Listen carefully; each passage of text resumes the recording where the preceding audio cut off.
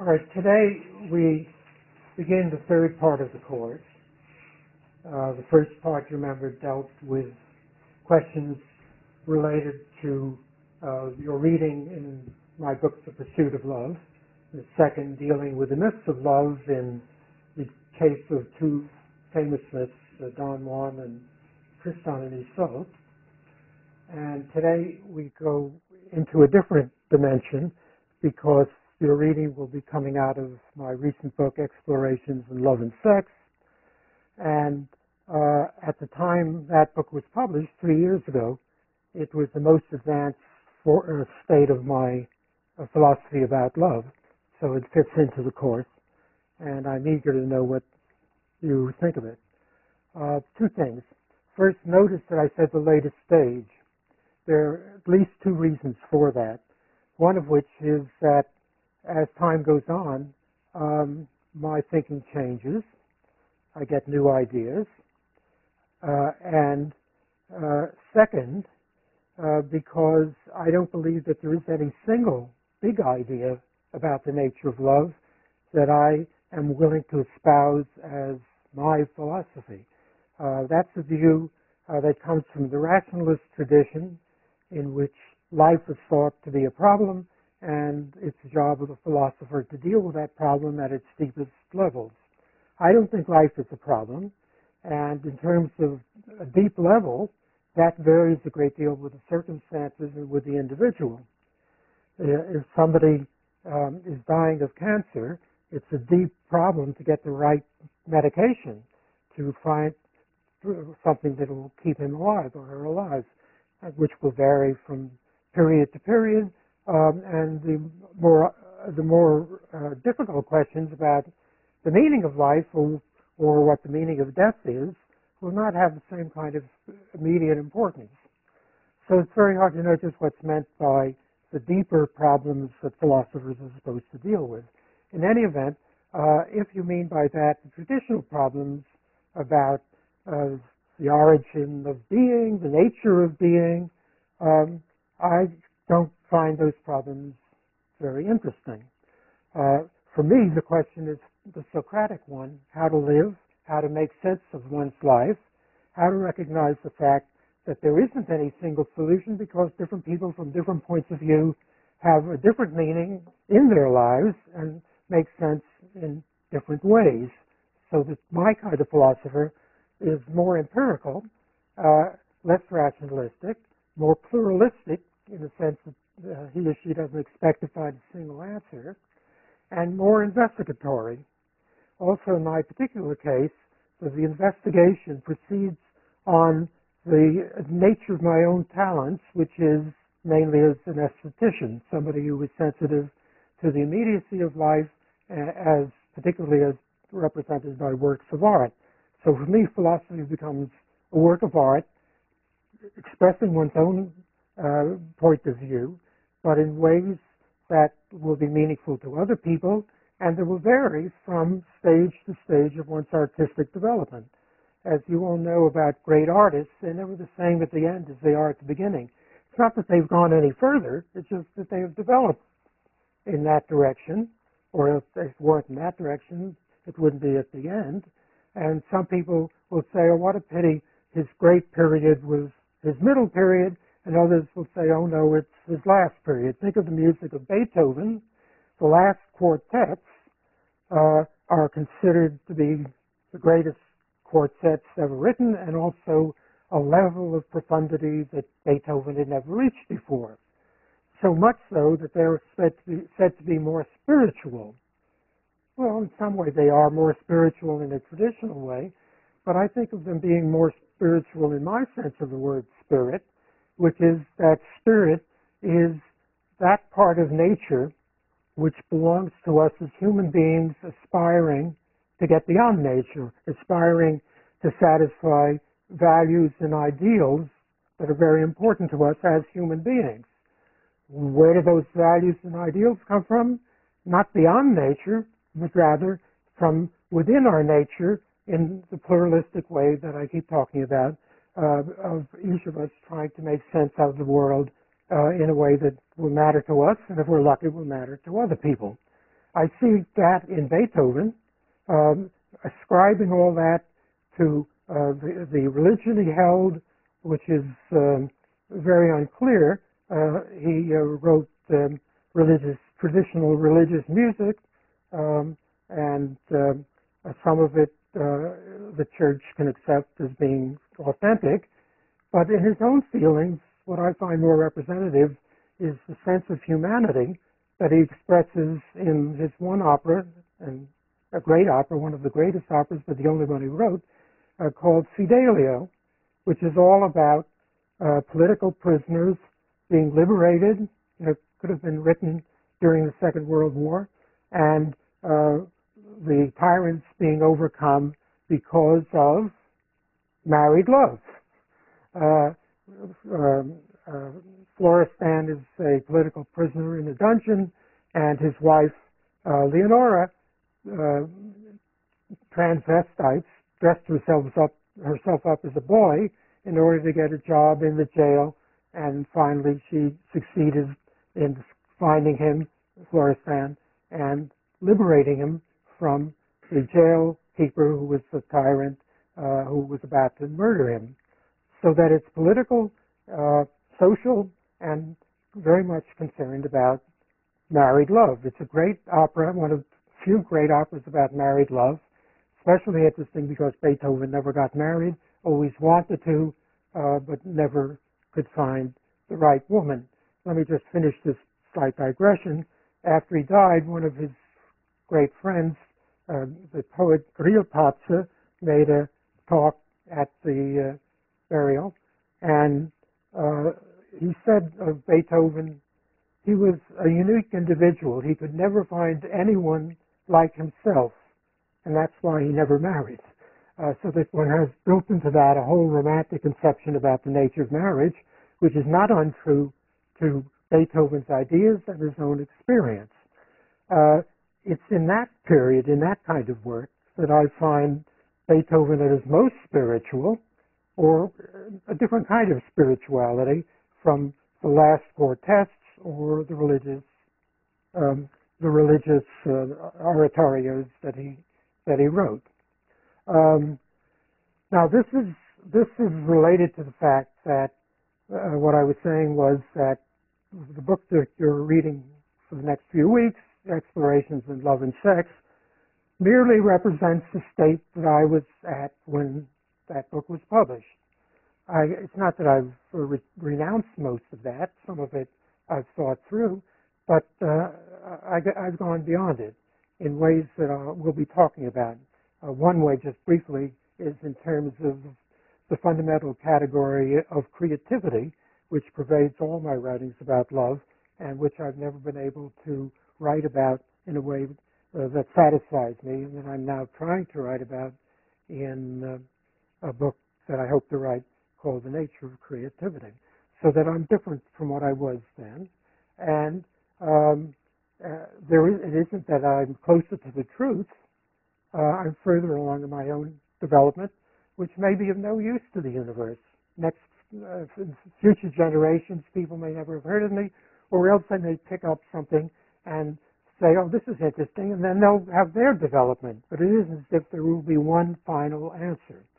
As I think I may have mentioned to you, another book I wrote at that time called Feeling and Imagination. This is, they came out in 2001. I know that Adriana has looked at the book because she mentioned in the first paper. In that book, the concluding chapter tries to argue that there is no answer, there is no everything that we could find knowledge of, because we don't even know what we're looking for, and we don't know what that everything would consist in. That is fundamental in the kind of pluralism that I have been developing and that you're now reading. All right, so that's a preface to the status, so to speak, of the reading for today. Another point about that is I singled out the long chapter called Praise and Bestowal Revisited. Isn't that the title I gave it? It was, it's related, you know, you Look it up. Isn't that how it is? Nature and what is it? The Nature and Pursuit of Love Revisited. A lot of it deals with appraisal and bestowal. You read the book called The Pursuit of Love, and then the references to The Nature of Love, the trilogy which preceded The Pursuit of Love that I haven't asked you to read. And this is a revisiting. It's a revisiting on the occasion of that 3-day symposium about my work. But above all, it's more accurately titled, as it was in the proceedings of that symposium, a reply to my critics and friendly commentators. The reason I'm calling attention to that is, in the process of giving that reply, I have to confront problems that are real, important, because other people raise them. And therefore, I couldn't simply ignore them. These were problems that I often hadn't thought of, and it's not very clear that they're always relevant to what I'm doing, but I try very hard to make sense of the questions and the criticisms from the point of view of the person who's making them, and I try harder still to rethink every bit of my theorization in relation to these criticisms that I was lucky enough to get. The result is that this is, I think, some of my best analytical, that is, less poetic and less freewheeling writing than some of the best of that sort that I've done. I had to be analytical because I had to be precise about what they were saying, and since they were talking about specific issues, I had to investigate those issues precisely. Analytical philosophy is a way of doing philosophy as if you were writing a contract, so that you have to analyze everything you say in view of any possibility of misinterpretation or varied occurrences in the world. You can't let your spirit soar in order to make grand generalizations that might be harder to make detailed and explicit. That's the glory of contemporary 20th century, 21st century analytical philosophy. And it's the prevalent way of doing philosophy, not only in this department, but in the American Philosophical Association as a whole. I'm on the peripheries of that because though I was trained as an analytical philosophy, as you know, my writing is very often not like that, and I move across various fields. So in writing this, I had to think as an analytical philosopher. I had to benefit from these criticisms, some of which were excellent, and I had to make revisions and amplifications. And for instance, in the question of bestowal, I think this is the more complete expression of bestowal than anything you've read previously in this course.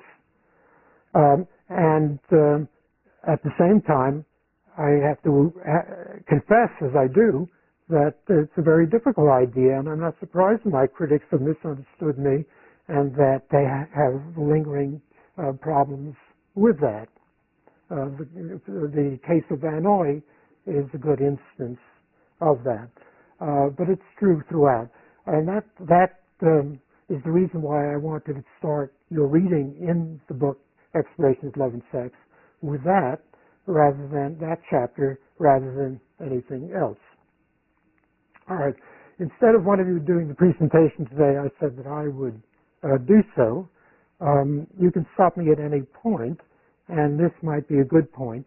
Just in any order or any random way, what among the critics, who among the critics do you think was most telling, and what did you find more interesting in this wholly different arena of philosophizing from what you've been reading?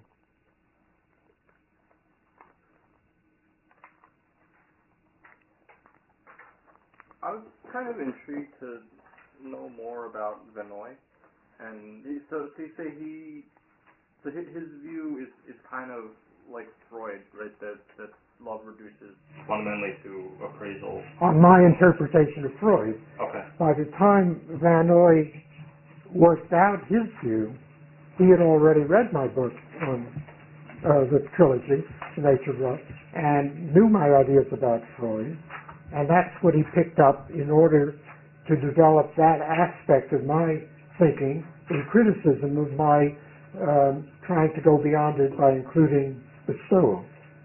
He thought that the soul could be reduced to appraisal. It's a fair criticism. Let me tell you a little about the history of this. The book, the only book I think that Vanoy wrote, I say wrote, and it's just, well, he may have written more, but I haven't heard of them.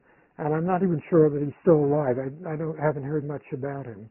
In any event, the only book he wrote that I know of is called Sex Without Love, a Philosophical Exploration, I think it is. Is that the title? All right. That came out in the 1980s and is very hard-hitting in the sense of being very analytical. Oh, why don't you open the door? Sorry.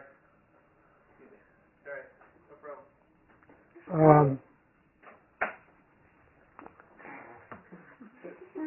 And in it he argues, he has two sections. One is called On the Philosophy of Sex, and the other is On the Philosophy of Love. And his own thesis is that sex is better without love rather than with love, and it isn't love that provides the basis for the goodness in sex. So the title is almost self-explanatory. At the end of the part of the book, the last few chapters, last half, on the philosophy of love, he has a chapter called something, I forget the exact title, Four Philosophers of Love, Plato, pretty sure it's Plato, Sartre, is it Freud? I think it might be Freud. I'm not sure who are those? Did anyone happen to look at that? Oh, Schopenhauer. I think it's Plato, Schopenhauer, Sartre, and Singer. Yeah, who could ask for anything more? And he's very respectful of Singer, which is more than Singer deserves. And he also formulates in an early version the thesis of the soul being reducible to appraisal. He also argues that I am internally inconsistent because I keep emphasizing the aesthetic quality and character of love, and he thinks that means that instead of really bestowing anything, I'm using the I'm thinking of the love object as a work of art, and therefore not accepting him or her at his or her face value, and therefore not bestowing. So he has various complaints about the concept of imagination in my philosophy of love, which is already formulated in the first volume of the trilogy. In the much later book, Feeling and Imagination, I have a chapter on imagination because I too felt I hadn't done the subject, hadn't done it well enough, and therefore it needed further explorations. And then when I started, I found all sorts of new things that I could never have thought of before. And that's what went into that chapter. But Vanoy has criticisms of the fundamental concept of imagination as it appears in the first volume of the trilogy. And I forget what other criticisms, but these are big criticisms. And he argues them very well. At that time, the third volume of the Nature of Love trilogy hadn't yet come out, and in that, I introduced a 10 or 15 page rebuttal of Van Ooy's attack on me, and going minutely through his points and showing how he misunderstands my position. But if I were to go back to it now, and I haven't looked at that for some time, I find that looking at my older writing gets in the way of my doing newer writing. I bet I would find ways in which my thought had changed and developed thanks to his criticism. Anyhow, I was happy to have it and to be able to reformulate in the present what I had said in a more preliminary way in the past. As you know from the reading of this chapter in Explorations in Love and Sex, the paper that of Van Ooy's that was submitted for the symposium answers my critique, goes beyond it, and renews his, in greater detail, much more carefully, and I'm proud that I contributed to that, his view about bestowal being reducible to appraisal. And then in my reply, as you see, I was sorry to see that he didn't directly reply to me, but went ahead and presented his own view, which is all right, and that's what I dealt with in my reply. All right, so that's Van Ooy, since you mentioned the background of Van Ooy. It's a long preliminary to your point, which you can now present. I guess you wrote about this senior prom scenario that it sounds like he presented, right? And I don't know, I guess I'm curious the context in which he seriously presented that, because it seems like a silly and like extremely simplistic view. It didn't seem silly to me. I tried very, very hard to be fair in representing the position of the people I was answering, on the assumption that that symposium would not be read, but possibly if I could rework my reply, it will belong to a book of mine, and people who might be interested in me wouldn't want to slog their way through that very long other book of the papers of the other people. That's a kind of egoistic point of view of mine. Why should they not do so? Maybe those people are worth reading more than I am. In any event, I tried very hard to present their position so that anyone could follow what I was dealing with, and that I would be accurate. And I didn't think at the time that what Van Ooy was saying was so unprofitable. Certainly it was helpful to me, getting me to answer in the way I did. Tell me why you think it is. Well, I think maybe the views of appraisal in that case aren't necessarily so unrealistic in terms of like high school seniors, right? But I don't think that like all forms of human love like reduced to like examples of that scenario. Well, why? I'm sometimes, being a philosopher, one means that you don't know what you believe at any one moment, and you're free to change because the problems are so difficult and all possible answers must be so ambiguous. And at times I feel, maybe they're right. Maybe it's all appraisal. Why? Because putting myself into the position of a teenager, trying to remember what I was like, would I go for the ugly girls? I'd go for the most beautiful. Would I go for somebody that the others considered icky, or whatever you call it nowadays, yicky?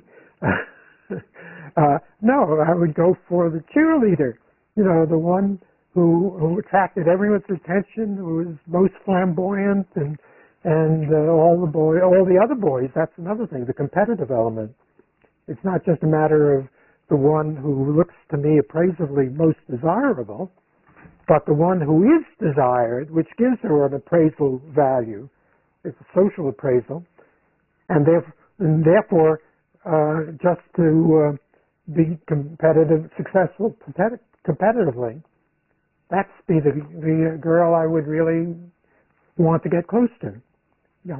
I feel that I have to agree with him that seems kind of like something that a teenager does, and that actually what you're doing there is not loving the cheerleader, but bestowing love upon yourself because you want to seem like a greater person amongst your peers.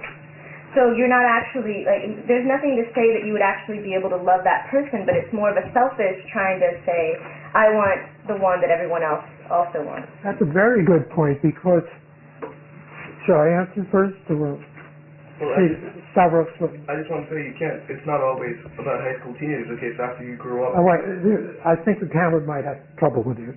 Project your voice a little. Okay. It's not always about, okay, when you're a teenager, you go after the cheerleader and stuff, but it's not like that thing stops after high school. Like when you're in the 20s, you also look, obviously, for beauty, but you look for, who's smart and stuff. It's just the values you look for change, but the beauty, but again, you're going against your peers. It's the rules of the game are the same. I think it's just the qualities you look for might be a little different. But it doesn't mean that when you're like 25, you don't still feel antagonistic to the rest of your peers. There is also a phenomenon that I find pervasive in human nature, and that Plato was the first really to capitalize on, which is that people always want what is good. If you go to a restaurant, you don't order the worst tasting or worst cooked meal. You want the very best. If you are confronted with different articles of food, let's say, on the table, inevitably you're going to choose the very best. In my family life, this was often a big problem for me, because as the father, I felt, no, I should leave the better food for the children. I have 4 children, so they will gobble it all up. Even if I'm given first choice, should I choose the apple that looks best, or should I choose the one that looks least, on the assumption the children should have what is best? And this, for me, was a source of conflict. I naturally, left to myself, if I were at a restaurant given a choice, I would choose the very best. That is built into us as purposive creatures, and that's what Plato understood extremely well, on the basis of his whole metaphysics, which ends up with the ultimate form of the highest form being the good, not the mediocre, not the least good. And so that would be a natural reaction, just acting from one's own selfish point of view. The question then is love contrary to that? Is love something that takes one beyond one's selfishness, which is what you're now raising? The difference between acting selfishly and acting out of love. The question is, how are the two related? Whether acting out of love, which is not selfish, is part of one's self-love, which is the view even of Plato. Plato says, for reasons of self-love, we should not be selfish, because we all want to be as good as we can, and that means often resisting our selfishness. So that there is a kind of selfishness, you might call it, which is self-love, but it's so different from ordinary selfishness, it's got to be a different category, and that is more related to the nature of love than ordinary selfishness. In the question of the cheerleader, it isn't just that you want to have selfishly to have the most desired person available, woman in this male-oriented example. It's because love consists in that. That's the view of Vannoy. The basis of my criticism, as I understand it, is that people are complex, and it's an ambivalent situation, and so we have to find a way of accommodating both of these tendencies. And sure enough, appraisal applies in the case of getting the best, most desirable female, and bestowal applies in the sense of having a relationship to her that is not reducible merely to her being the best female. So that instead of reducing bestowal to appraisal the way Vanoy recommends, what I want to work out is dynamic of their interrelationship. When I make that step, which is a big threshold to get across, then I find a great variety of ways in which this can happen. And being a pluralist, I don't want to reduce any of them to each other. I just want to draw a very large, comprehensive map in which we can find our way through this quagmire of human experience with the difficulties in language and in these enormous concepts that we've created without knowing what we're talking about. Stavros? Well, I just wanted to say that, I mean, okay, so if you're with the best possible, with the best female, there is appraisal, and you're saying there's bestowal. But what about the case when you end up with a female that's not the best? I mean, does bestowal not come into play a lot more than appraisal? And maybe through bestowal, love comes instead of through appraisal. Well, I know what Vanoy would say. Remember, I have two kinds of appraisal.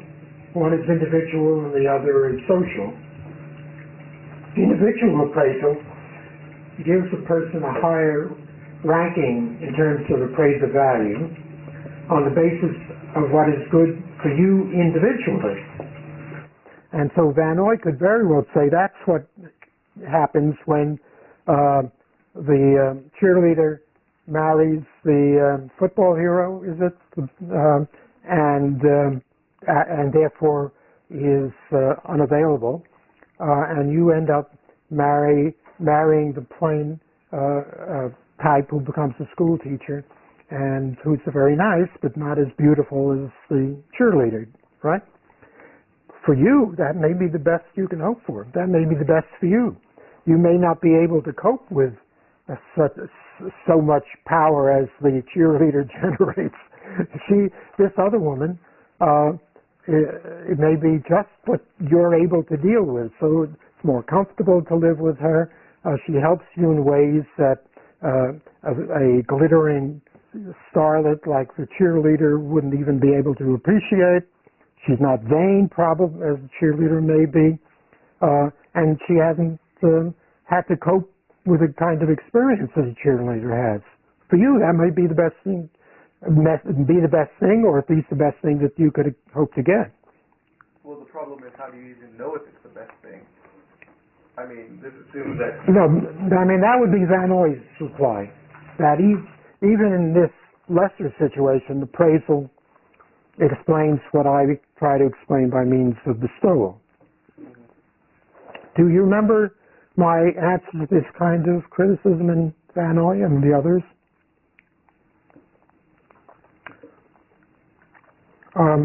In my usual fashion, Stavros, since you just talked, when I cover my eyes, could you take a poll and tell me how many have read today's reading, including yourself? This will be on camera. I'm sorry, what? I'm thinking it'll be on camera. Shall I take my hands away? No, 6. 6 out of 7. Oh, yeah. I counted. Only 6 people have read. Well, I could count backwards in this time. Oh, no, he said No, it's 6. I'm saying it's 6 out of 7. What is it? I've been done for a while. I'm telling you, Oh, I'm sorry. Tell me what the calculation is. 6 out of 7. Well, that's good. That's fine. And I hope the 7th will be encouraged to go on and finish it or do it. Well, but then you must have some idea of how I try to counter the Vanoy kind of criticism.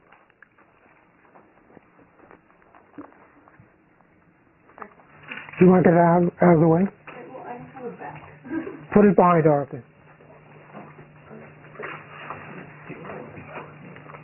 Incidentally, are you all comfortable? You could move closer to the wall. I'm perfect. I don't know. But the rest of you. Very nice.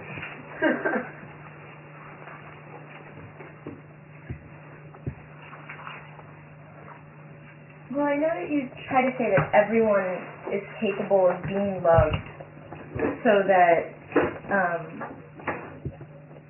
in a way you can't rule out anyone as far as that we can bestow love upon anyone as long as we are able to appraise the goodness that's within them.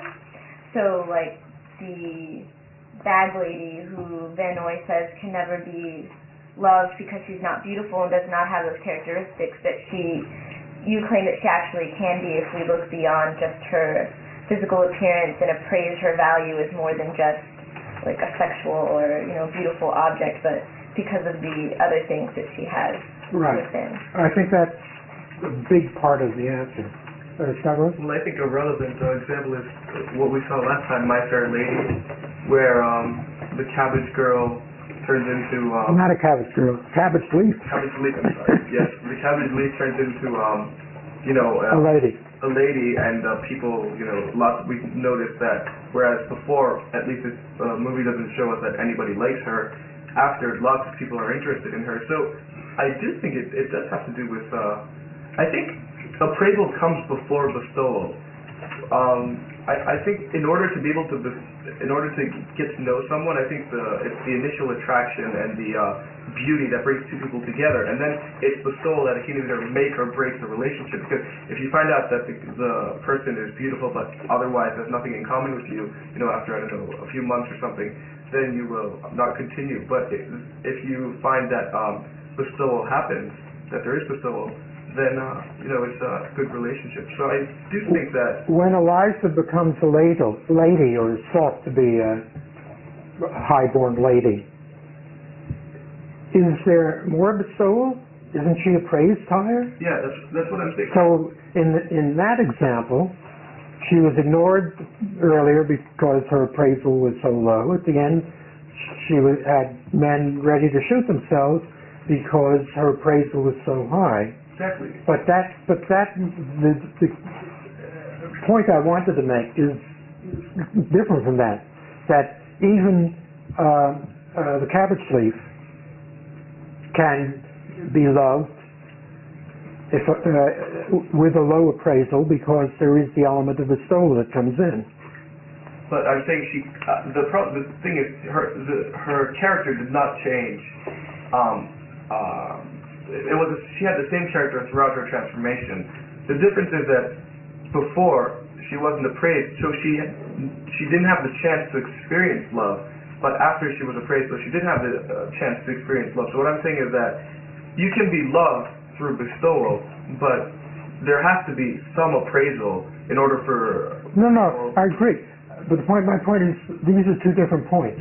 Yeah. One, whether appraisal comes first in some sense of the word first, and second, whether people who are lowly appraised can't be loved until they become more highly appraised. And let's separate them. I entirely agree that without appraisal there can't be bestowal and there can't be love. That's the reason why we hesitate to say that amoebas love. Amoebas probably appraise in their own amoeba-like sort of way if they come to a clump. Todd John is in biology, so if I misrepresent something, let me know.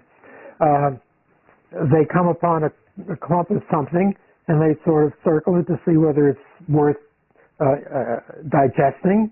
If it isn't, they go on to the next bit of food. They don't waste their time on some inedible thing from their point of view. That's a kind of appraisal. Animals do that all the time, and they, with their highly acute olfactory and auditory powers, and sometimes visual powers much greater than ours, they can detect what's worthy of their attention or not. Does it smell like for my cats, does it smell like fresh fish? Wow. Or is it, something that doesn't really touch their appetite, and so they ignore it. That's a system of appraisal without which there could be no life, no purpose of existence.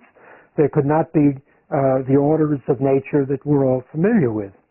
The peculiar thing about human beings is that we have developed powers of imagination which create patterns of bestowal beyond what other people do, and it's at that point that the appraised attitude can turn into a loving attitude because of the combination between bestowal and appraisal. But the bestowal itself would never occur unless there were some prior condition of appraisal. Now you might say appraisal also is based on bestowal of a very sort of metaphysical sort, because why should it be that we as human beings appraise the way that we do? There's something in our being, something in our nature, such that we do appraise the way we do. So it gets, and this is a problem that people have often raised that I've never been able to solve, because it looks to me as if there's an infinite regress. Every bestowal is based on an appraisal, but every appraisal somehow is related to a prior bestowal, but that too is related to an appraisal. And some philosophers say, an infinite regress is something wrong with your reasoning. We can't have an infinite regress, but whoever told them the universe lends itself to ultimate solutions? I accept it in all of its unclarity, as including conditions that we can only understand in terms of an infinite regress, if that's what our analysis leads us to. So I'm not troubled with that. I don't feel the need to resolve that problem about the infinite regress. It's only people who have faith in their reason being able to show forth reality to explain how everything is, think, there must be an answer, and so we must try to get it beyond the regress. I face that. There are lots of issues in life about which I suspend judgment, because I see life as this chaotic, often random phenomenon. I was watching a documentary about Mark Twain last night, and at the very end of his life, where he suffered terribly in the loss of one or two of his children and his wife, and he saw the world in very bleak, materialistic ways. And I grew up on that. Maybe that's the reason why I'm not an idealist and materialist, because I love Mark Twain. But what I noticed, especially last night, was the wording in which he tried to express this. He says, almost like a 20th century existentialist, he says, ultimately there's nothing. There's nothing. There's no God. There's no meaning. There's just this horrible life that we have. There is nothing. And that struck me as very different from the way I always have seen things. For me, there's always something, as long as there is life. As long as there is life, there's always something that fascinates and intrigues me and hurts me and excites me and frustrates me and makes me miserable, but it's not because there's nothing. Now, if you say, well, does that mean you're not a materialist, that after you die, you're going to spring back to life with the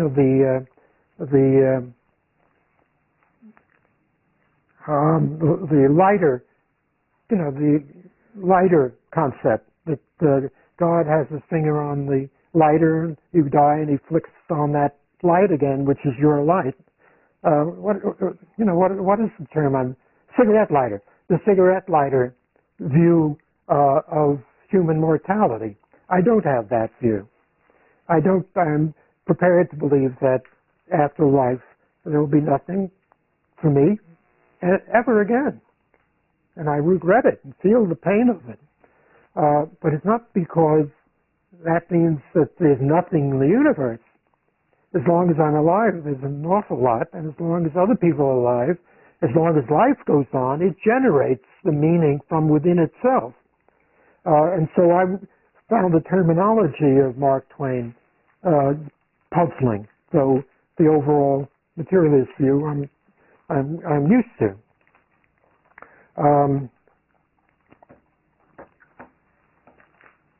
This is related to the question of philosophy overcoming infinite regresses. The fact of an infinite regress means there's something, but it's something that my mind, which is very small, and my imagination very limited, and my place in the universe infinitely small, infinitesimal, can't cope with. So that's how it is. And the question is to make do as best we can. Mark Twain, one of the commentators said, Mark Twain was a depressive. Well, I don't know what that means, but if you are not psychologically depressed, you always find something meaningful, even if it's an infinite regress. So that on this question of appraisal and bestowal, I'm willing to see that as an infinite regress. On the question of reducing all bestowal, reducing all bestowal to some appraisal, that I think is a problem that I can work with, and that's where I continue to disagree with critics like Van Ooy. Unfortunately, Van Ooy doesn't answer, as far as I know, at least not in writing. He hasn't given any answer to my reply to him at that symposium, and I don't know whether he's even alive. Well, I just want to say, do you think that so if you accept somebody with his faults initially, do you think that it's possible that these faults you actually end up after a long time appraising these faults? Do you think it's in human nature? I think there is. No, you're right. There is this dynamic between bestowal and appraisal, so that having bestowed upon somebody, you find that that person becomes appraisably different. Why? Well, because your bestowal is a gift of life, which is so important to us. It can make life meaningful to you. Being loved is something we all want. Freud is wonderful on that. For him, that's the fundamental fact. There are other facts he may ignore, but that everybody wants to be loved. Well, if you get it, even undeservedly, you might say, "Oh, I don't deserve that." Well, don't count your blessings. You're lucky you got it. You then change in response to that. You begin to believe it. Or better yet, you interact with a person such that you do change toward something closer to your own ideal and possibly to the other person's ideal. And once that happens, then the dialectic continues. The appraisal is greater, and that causes a higher level of bestowal, and that is something beautiful. In a sense, it's an ideal. It's an ideal of satisfied love. What we might even think of as married love. Marriage is an institution sort of based upon this as a possibility, right? And one might argue, if one is a cynic, but rarely satisfied. Most marriages are not like that. Why? Because people are imperfect, they're incapable of enacting the dialectic in a profitable way. Maybe true, that's a sociological question, and I don't really feel any need to talk at any length about that. I talk around that in the paper you read earlier in the course on marriage, same-sex, and opposite sex. Remember, I sort of try to debunk the importance that marriage has for people who are either homosexual, heterosexual, or homosexual, right? That may be an ideal that one shouldn't glorify too much. It's nevertheless a great ideal, and when one encounters people who say, "I met so-and-so, we fell in love at first sight, and we've been happy ever after. I can't imagine being myself without him or her." I don't know that I believe any of that, but I understand what they're saying, and insofar as it's true, it is a beautiful ideal that human beings are sometimes capable of. Let me go into another little digression. Over the weekend, I watched a documentary about the French philosopher who died about a month ago, I think, Jacques Derrida, and who is very prominent, or has been prominent, in continental circles and among literary people in America. The analytical school, I don't think, pay much attention to him. He's interested in the nature of being, and that's not a fashionable topic. Any of you heard of him? Well, the reason I mention him now is because we see his wife of 40 years. They look like a good couple. They don't talk about their love. And he says, no, love is something one can't talk about. I'm not going to tell you anything on the camera, which I can understand. But he does say, in one context, there's one person I've loved perfectly all my life, and that's my sister. My sister and I have had a love for each other which is completely perfect, completely pure. He kept emphasizing this kind of terminology. No quarrels, never fights. We've always had a wonderful, perfect relationship, right? As if in contrast to most of his other relationships, maybe even his wife, but he's not going into his wife, and so I wouldn't want to speculate about that. But he emphasizes the sister, right? And then one hears the voice of the interviewer saying, really? What about the time when you set fire to her crib? and then he has no answer to that. He just smiles and looks so comfortable, and the camera cuts to something else. So however perfect anybody thinks a relationship may be, or you can't be sure that you can take it at face value, right? Even if that was the only time of difficulty with his sister, is it likely that the two of them have forgotten that, or that that can influence their later relationship? It's something to be considered, and he won't consider it. Let me go. I was saying that in terms of the ambiguity between appraisal and bestowal, that however much one can work out the dialectic successfully, there isn't going to be a point of perfection, and those who claim to have established that harmonious dialectic may or may not be telling the truth.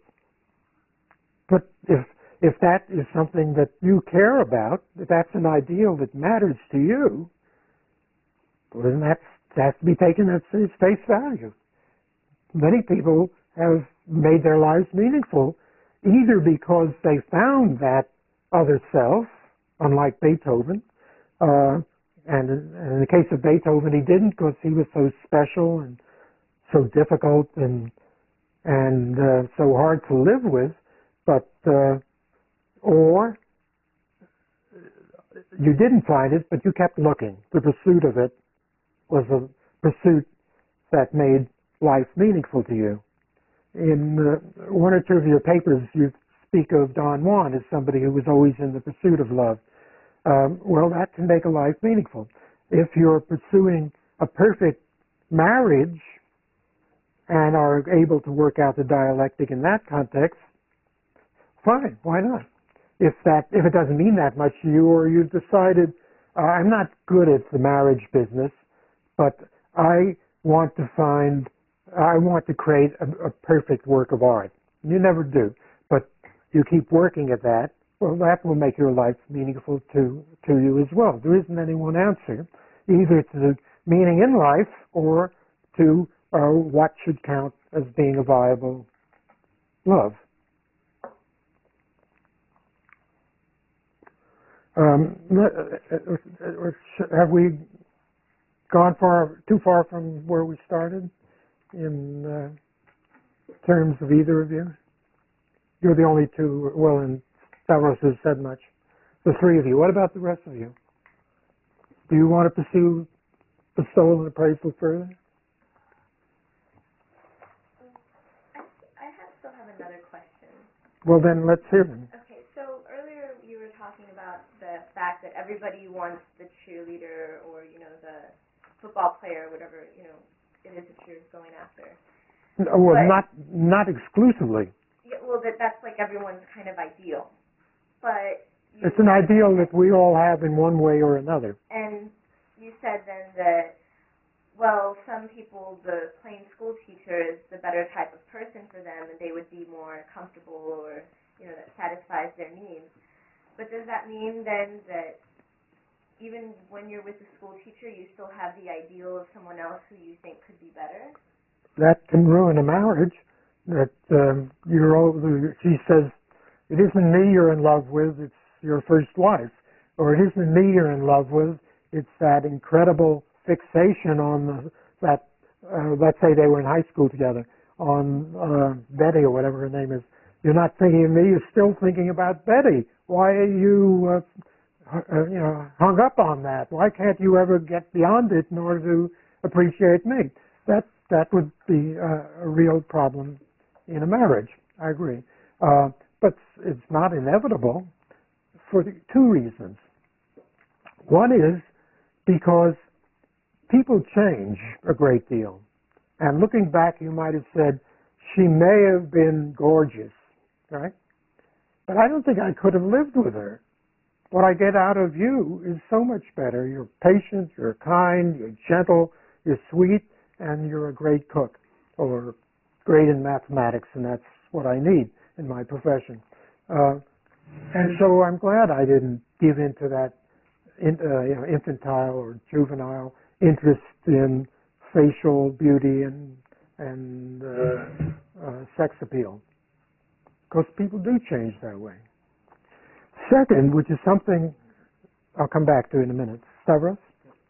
I just want to point out that, well, you're saying that after you've presumably been married to her for lots of years, or been with her for lots of years, so you really don't have any idea how it would have been with the other person at all. I mean, the only way you saw the cheerleader was, you never actually interacted with her too closely. You saw her walking around, you knew her, you went out with her, whatever. But you never actually lived with her for 10 years. So right, but you don't remember that, the negative part. You only remember a slice of it which had an effect on you. Well, I think saying stuff like that, where I'm probably better off that I went with you. I think that's kind of trying to convince yourself that you are better off without really believing it. Well, I don't know. I occasionally, talking about myself now, think of one young woman I knew in college who had all the makings of what I cared about without necessarily being explicit, and who sort of had a very admiring way of looking at me. She was pretty, she was wealthy, she came from the right stock, all the things I've never been. And I found her very attractive at the time. I don't know, she probably is a grandmother now. She married the right man out of her own circle. But she always looked at me as if I was very special, right? And then I went on and married somebody else. And occasionally I think of her, and then it's a little pleasure I sort of indulge in, but then I always laugh at myself and say, you hardly knew her. This is just an image. And nothing might have come of it if she really did get to know you better, or you spent time with her, if you tried to get close to her. And if you got married, it might have been a disaster. You know nothing about her, really, or about yourself in relation to her. And anyhow, it's only one of those things. and therefore it's of no importance. So that the same thing could be said about the cheerleader. One could say, well, yeah, that was an image I had at the time, but it isn't my reality because I went on in very different ways since she went and married the football player. It's a little like a cartoon I've always remembered of a man, a portly gentleman lying on the couch and a psychiatrist behind him, and the man is saying, I could have bought IBM at $5 a share. We all have that kind of feeling of having failed because, we didn't do a miraculously wonderful thing, right? I even had it recently because school, which is something I've believed in for years, Google is just marvelous. It's a great achievement of the modern world. Whenever I want to learn about anything, I just go to Google. It came on the market, and it ended up about a year ago, I think it was, at 88. And I've long since stopped thinking of speculating on the stock market, but it was part of my life, and I didn't do anything. And then within a year, I think it's now doubled. And even though I don't speculate, and I don't care about what I would have made if I had, what I would have done with that money, I still have the feeling I could have bought Google at 88. That's just, part of the human imagination. It's got nothing to do with the realities that go into whom one loves and whom one could be happy in love with. That's one answer to your point. We change in that respect. But having the lingering hangover of the past, without which we wouldn't have an imagination. It's part of our creativity that we create these fantasies. And so I don't demean them any more than I demean soap operas. I think I mentioned that in what you read. This is people dealing with life, and my job as a philosopher is to try to understand it. I get bored by soap operas, so I never watch them. But that I don't demean the fact that this is relevant to life. Okay. That's one thing I wanted to say. The second was, this was what I was about to say when Stavros started talking. And please interrupt me again at any point. We not only change in that respect, but we also change in our ability to perceive the good and the beautiful. And having reached old age, I find that nowadays, and for quite a number of years, but something I could never have done earlier, I have a way of discovering beauty in people, in women and in men, but in different ways, because the sexual orientation is always present, even if it's not active. And so I look at women differently from the way I look at men. But I look at both men, and to the extent that I'm capable of doing it, animals. I look at them and perceive phenomena about them that I could never have perceived before, and beauties about them. So that when some people say to me, can you find old women beautiful? I always answer, I think beauty exists at every age. It's simply a question of your being able to perceive it. And in most people, there is some kind of beauty, usually of an unexpected sort, one that I would never have been able to perceive, that on the basis of a life devoted to this, as it has been with me, there are all sorts of beauties that come out that are, for me, very valuable, that I cherish, and that the person herself or himself might not even recognize. I find that in my relation to my students, I perceive things that I couldn't have before. I'm still an egocentric, but I still know how to look into the eyes of the people I'm talking to and perceive what's going on to some extent in their minds. And that is a cause of creating in myself the ability to bestow value, which then gives them a greater appraise of value. And that is a function of human development. In my case, I'm sure it's very limited, and a saint, whatever the religion may be, because the religion is simply a way of authorizing this kind of process. You can have it without the religion. It's the process that, for me, matters most of all. But I'm happy to use the word saint for the kind of person I'm talking about, whether or not the person is an atheist. A saint can do it better than most people. A saint can do it better than I can. That's very nice. I'm not a saint. And I then comfort myself and say, yeah, but saints don't write books. So I have something that saint doesn't have. But the two are not unrelated. It's the expression of yourself that underlies this ability that I'm talking about. And the ability shows how bestowal, which is so vague and amorphous, can develop and exist creatively throughout a person's life and get better and better. I wish mine were better than it is. You notice I stare at you all the time.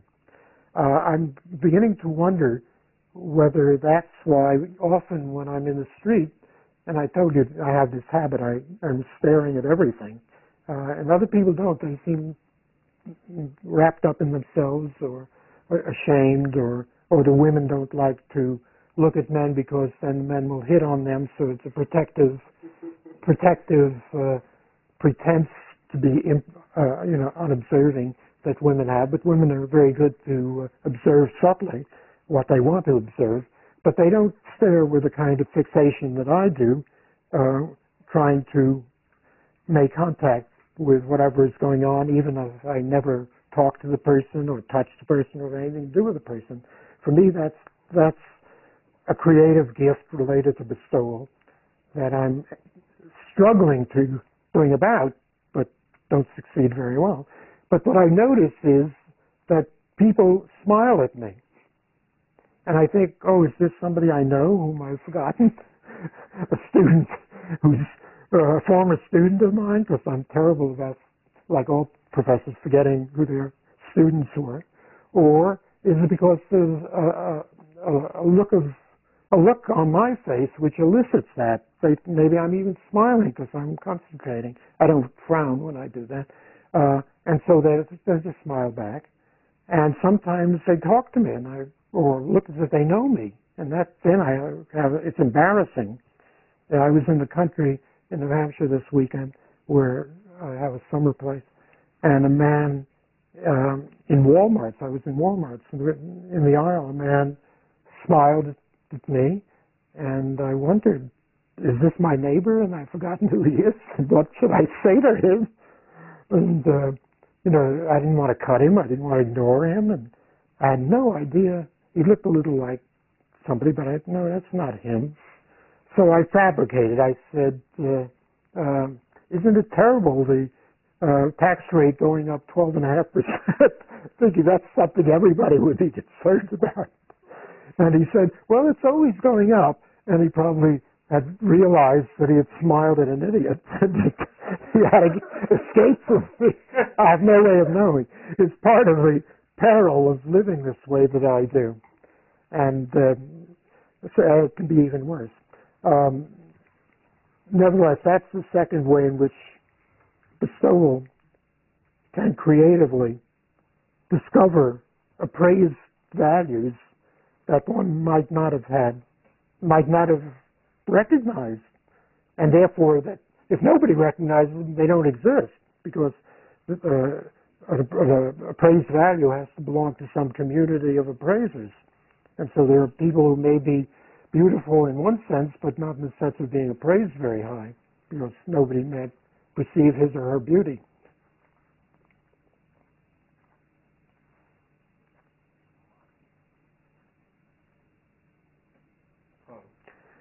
Should we take a little break? Yeah, we've been going on for almost an hour and a half. Why don't we take a little break? Stop the music. But not more. Now, I would be very eager to hear any other comments and criticisms that you might have about, could be the same subject we've been talking about, appraisal and bestowal, or anything else related to this reading for today. You've read The Pursuit of Love, and you must have noticed how different this writing is, how later it is from the time that The Pursuit of Love was written. As a matter of fact, it's about the same period. It's just that didn't have, for The Pursuit of Love, I didn't have the kind of stimulus that was given to me by participating in the symposium, which for me, as I think I may have told you, was a very creative experience. Did I tell you about that?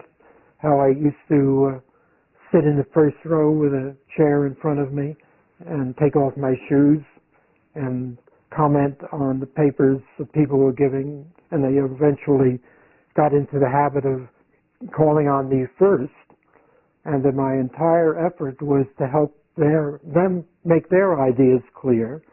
And I don't know how well I succeeded or whether I'm even good at doing that, but I could notice that they were surprised. The usual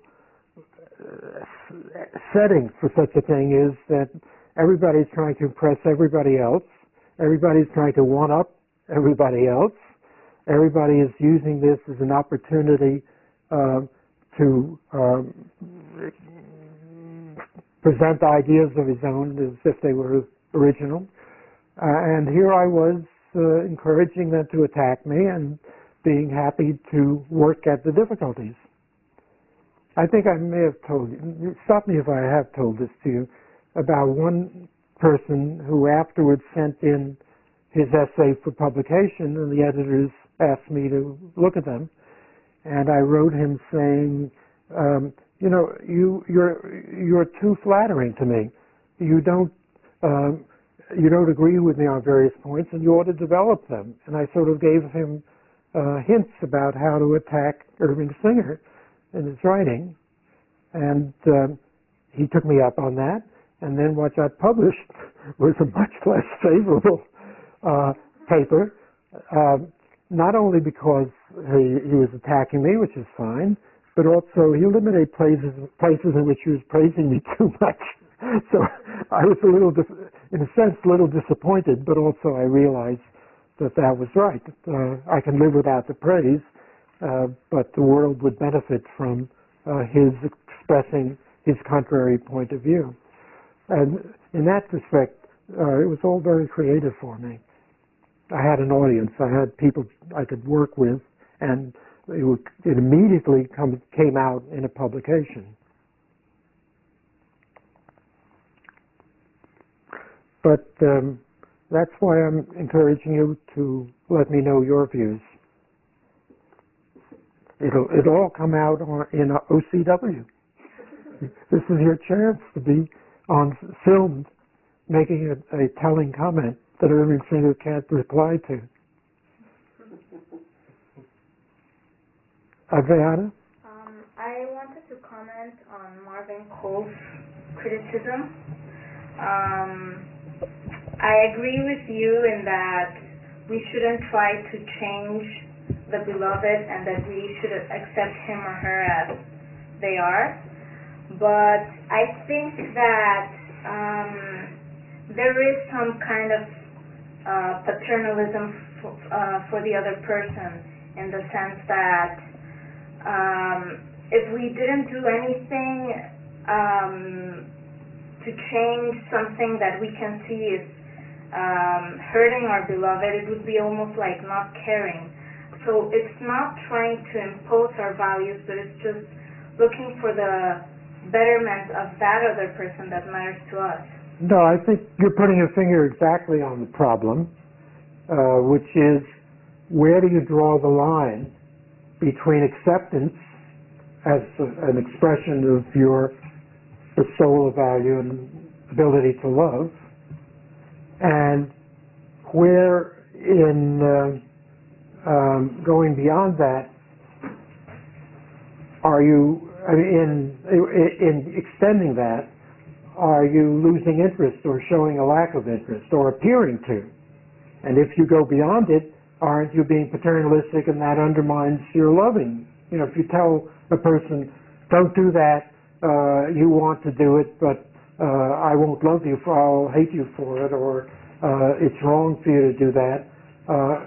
It might be good advice, but it isn't necessarily an expression of love.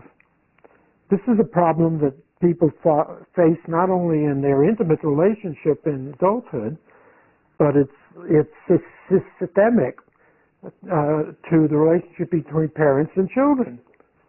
Because if you love your children, then you should accept what all these childish things they do. But somehow the children can't understand why you don't. They take it as an act of love when you say, no, you mustn't set fire to the cat, or your sister's crib. And, you know, I'm not doing anything wrong. I'm just playing a little game which involves incendiaries. From the child's point of view, the very fact that parents have authority, that they can tell you what's right and what's wrong, they can punish you, they can control your choices in life, some of which they can't possibly understand because they are so much older. That indicates to the child that the parent doesn't really love them. And this is part of the queasiness and ambiguity in being human. I don't think there's any solution to that. I think it's at this point the statement of the Buddha comes in. You know, the Buddha people in the stories about the Buddha, they come to him for advice about difficult questions, and he ends up saying, work out your salvation with diligence, which isn't what the person wanted. He wanted a yes or a no. What should I do? And there isn't a yes or a no. Life doesn't lend itself to that. And this is one area, I think, in which that's true. You can't draw a line. The line is artificial. It's like the artificiality in most of our laws about human behavior. I mean, we agree that you mustn't murder other people unless it's done because you're a soldier. Then it's all right. But when you're not a soldier, you can't even kill people, let alone murder them. Why? Well, society would fall apart, or some abstract reasons like that. They're very good abstract reasons. I'm not in favor of eliminating laws against murder, but it's very hard to know how to adjudicate. In the case of sex, it's even more so. Most states in this country have laws to protect juveniles from sexual behavior of a consensual sort that the child might make on the grounds that the child isn't at an age in which he or she can make a mature, rational decision. All right? Children do have to be protected. But at what age? Often it varies from community to community. It certainly varies in other countries. Should it be 18? Should it be 14? Should it be 12? In India, they used to, maybe they still do, have marriage at the age of 11. And I don't know if that's the result of choice, but then marriage might not be as a result of choice anyhow. It's very hard to know what the age is. And I don't have any recommendations. You know, my feeling is like the Buddha's. There's a story, not unrelated to this course, of the Buddha having created a man, and the first man, and eventually, after a while, the man goes to the Buddha and says, "Thank you very much for having created me. The trouble is, I'm lonely. I'm all alone by myself." And the Buddha says, "Oh, all right, I'll take care of that." So he creates a woman. And the man is very grateful, and they go off. And after a while, the man comes back and says, you were very good to me in giving me a woman as my companion, but I can't live with her. We're so different, and we argue and quarrel. And so the Buddha says, oh, well, that's all right. I'll create divorce. You can divorce when things are going badly. So they divorce, and then the man comes back with a woman and says to the Buddha, you gave me, I was lonely without a woman, you gave me the woman, and I couldn't live with her. Now we're divorced, and I can't live without her. And this is a problem for the Buddha.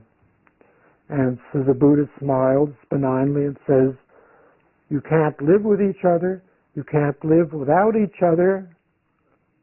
Work out your salvation with diligence. Which seems to me like an impossible answer, except that it's the right answer. If it indicates there's no right and wrong, you've got to do the best you can. That's the way nature has structured our most important aspects. There's no guarantee that children must be 18 before their consensual admittance into sex isn't called rape. It depends on what people think and what the society allows and what will work in any particular society. Even in the question of obscenity, the Miller ruling of the Supreme Court about obscenity in movies or literature or anything has one of the criteria, what is acceptable to a community.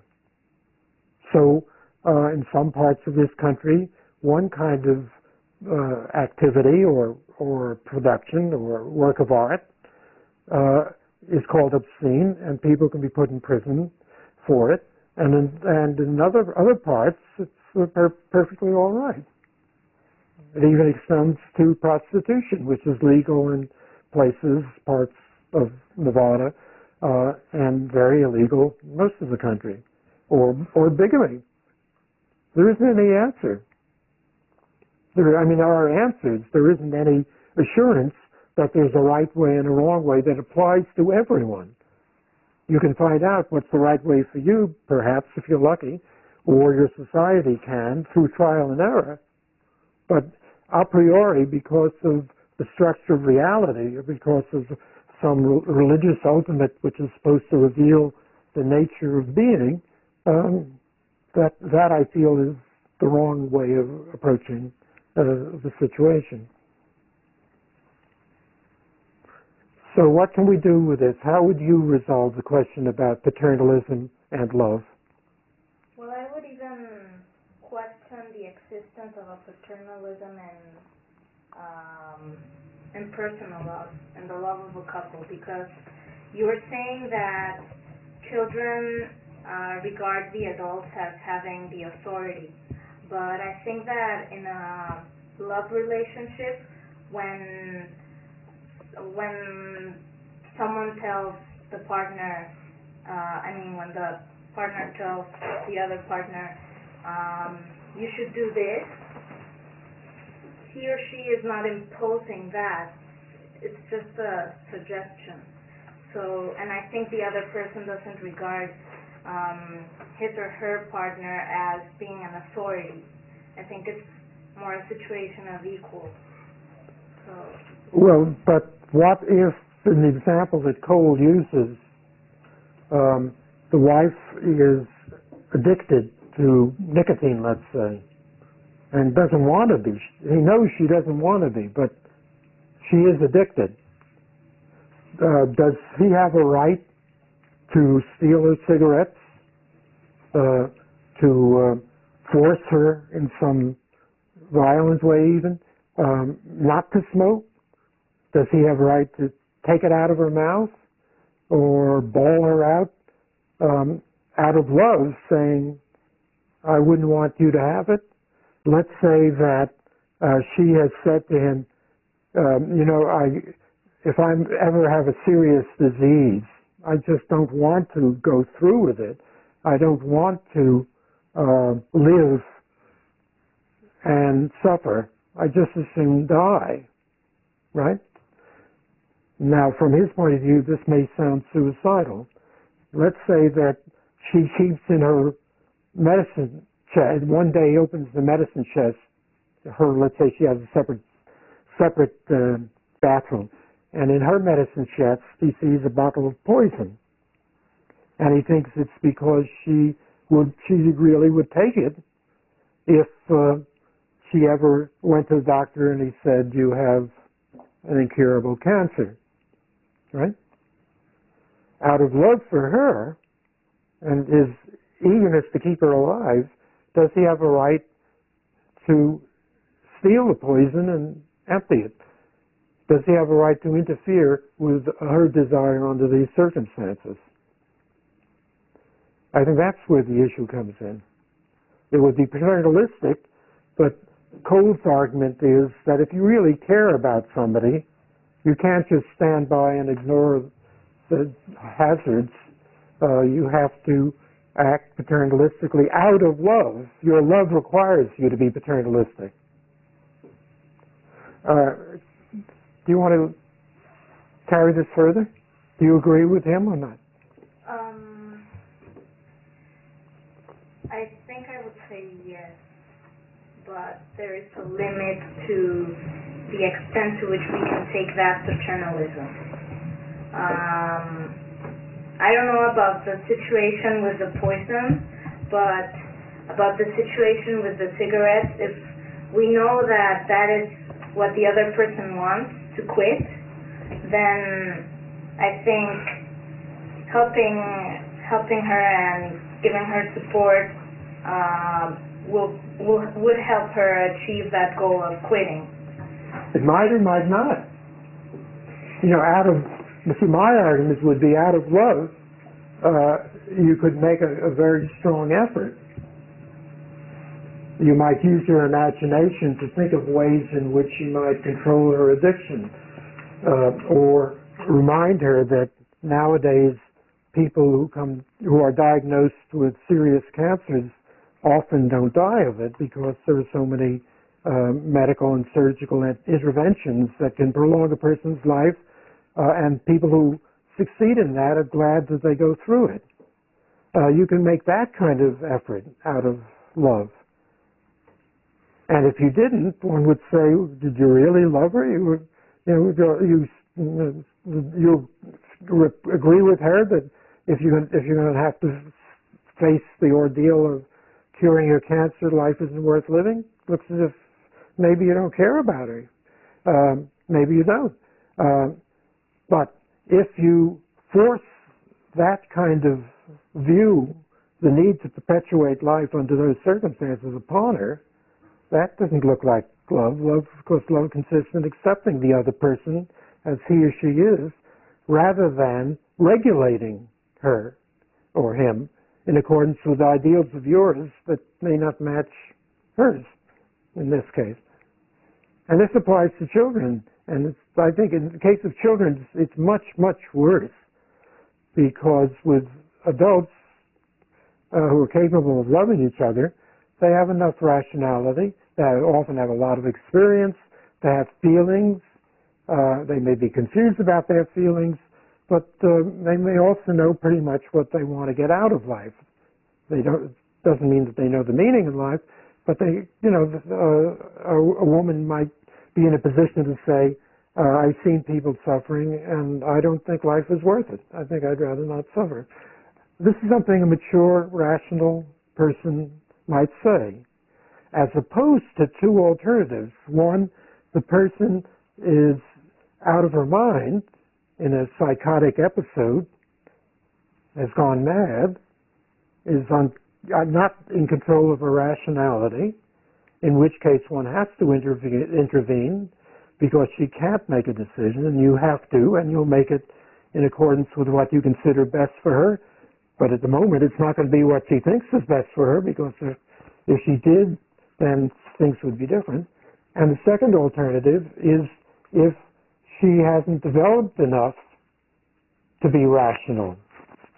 She might be retarded, she might be rationally defective, or she may be in the condition of children, which means that her powers of rationality haven't yet matured.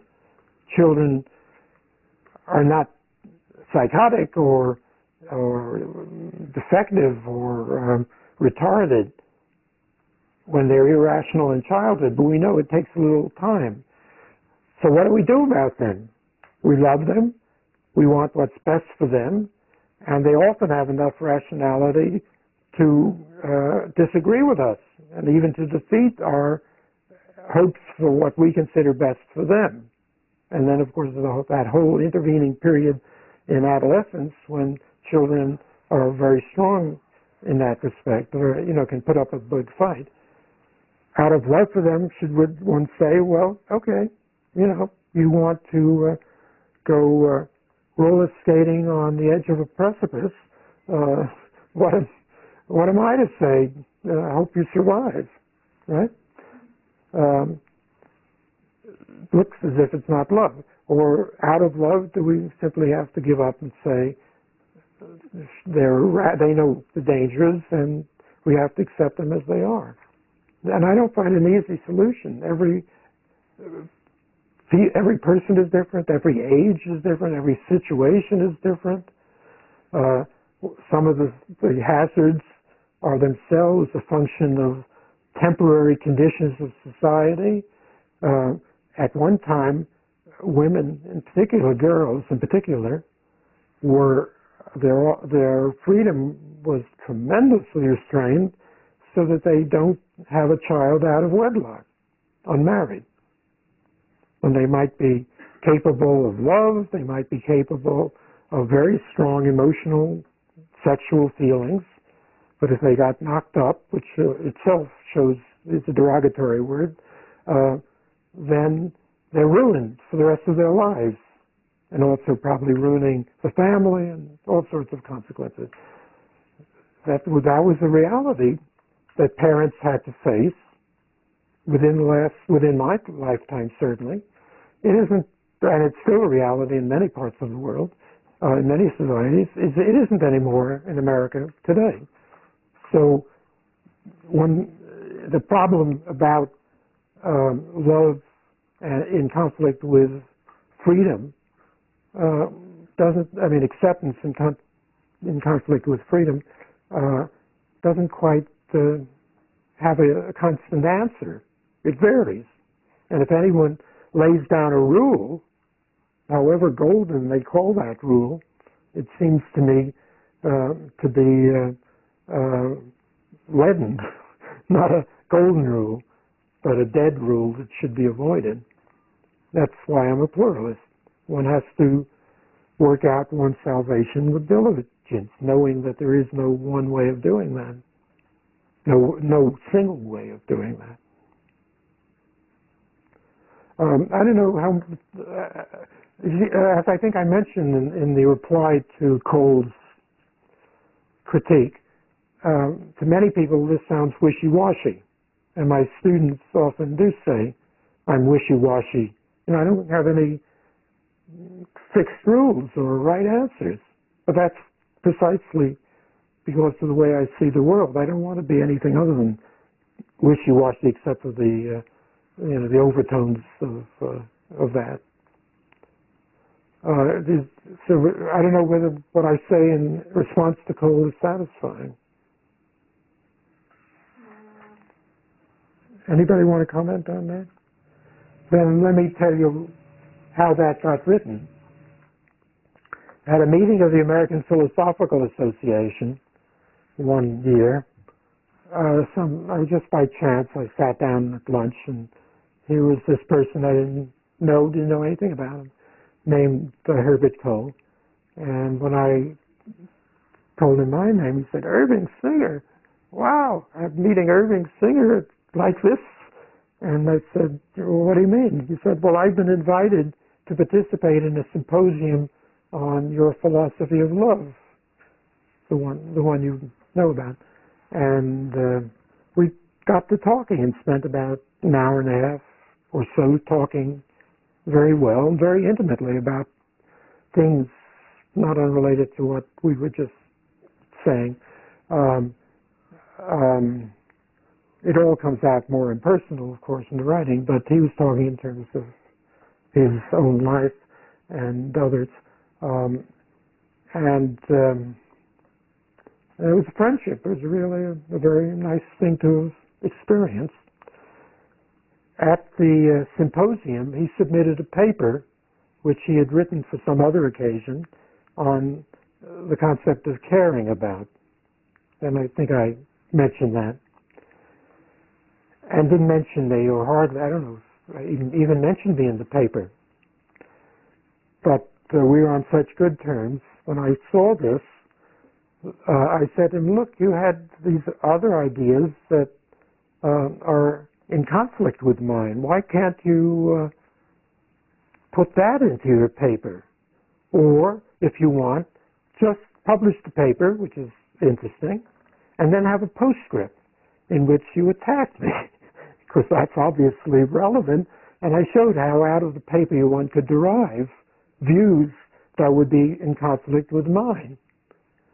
And he did. He wrote a paper, I don't know, 10 or 15 pages long, an addendum, which he called postscript. And that's what I was responding to. And that the both papers, the both parts, appeared in the volume. And I felt really very good about that. And then I hadn't thought about these issues, but now I had to. And now I confronted them, because here was a person who was very sympathetic to me and not an idiot, very far from being an idiot, but who had ideas I had to respect and did respect, but hadn't thought about responding to. And I was very grateful and felt this was a wonderful opportunity. I mention this to you because, being students, you have a chronic pathology forced upon you, which is just because you're students, you are expected to be the recipient of the criticisms of these older people who not only criticize you, but also grade you and influence your future life, because you get a final score and that might cause you not to go to graduate school, or get into graduate school, or law school, medical school, engineering. I mean, this terrible condition they put you in is if you were children again who have to be told how to live. And it's a terrible thing. Now, the counterbalance to that is, if you're lucky, they'll criticize you in ways that will help you develop your mind. I'm not good at that, so when you read my comments on your paper, particularly the first one, they're usually not very helpful. But some people devote their lives to working out that kind of criticism, and you should cherish them. And I cherish this opportunity of being attacked because that's one of the ways in which one learns. It brings out the creativity in you because you have to respond. And that the response is itself part of the creativity. But I'll come back to that another time. Anybody want to defend Cole against me? Also, there were payoffs too for me, because the sequel to The Pursuit of Love is a book I think I've mentioned called The Harmony of Nature and Spirit. And there are several chapters on the nature of happiness.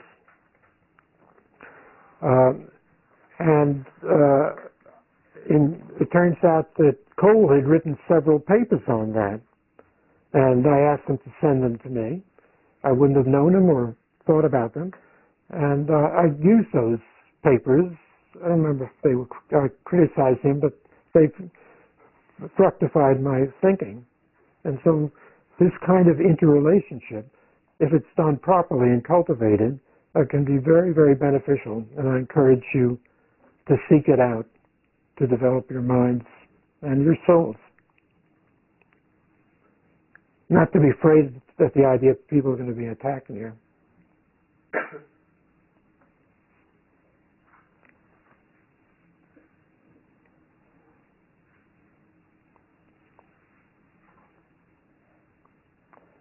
All right, then I'll continue a little on this vein.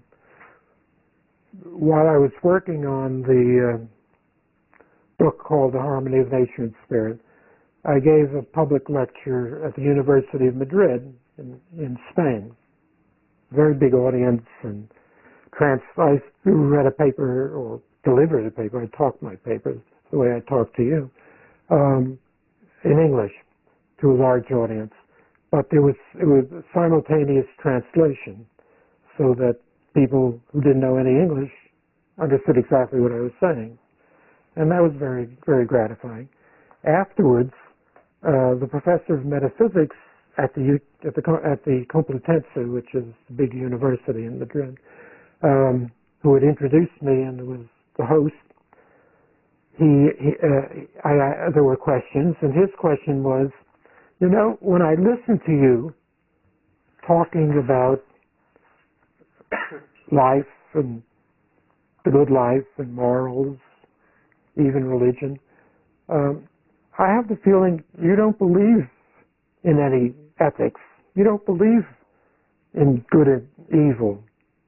There is nothing that you convey as your articles of ethical faith. And I said, is that true? And I said, well, you know, in the context of what I was saying, what you know, you're familiar with now, I won't repeat it. It is true. I don't believe in any. And he said, well, if a student comes to me and gives me a problem, a moral problem, says, what should I do? I tell him, or her, I tell him that's why he or she comes to me to help. And I tell him what is right and what is wrong. And you can't do that. And I said, no, I don't do that. That's not not in keeping with my philosophy. And he was sort of shocked at this, as if, you know, I run through the street committing crimes whenever I can get away with it. As if I was myself without any morals. Oh, no, I think I said, I have an ethics of my own that I'm very strict about, that I live in accordance with, but I don't try to proselytize to get other people to agree with me. I think that I may have said something like that. That was the end of it. Afterwards, I was very upset. I thought I had agreed too readily. I hadn't really worked at the problem, and I didn't know quite how to work on it. Then I was still writing The Harmony of Nature and Spirit, and it kept lingering in me, and the result was that one of the major chapters came out in which I defended my philosophy. It's a chapter at the end, and it's a little technical and maybe I don't know if it would interest you or not. It's called The Aesthetic Foundations of Religion and Morality. And there I was confronting this problem that the professor of metaphysics had with me and defending it as best I can, as fully, and as honestly as I think I've ever been able to. It would not have, I don't know, maybe it would never have come into existence if he hadn't made those critical comments about me and my ideas.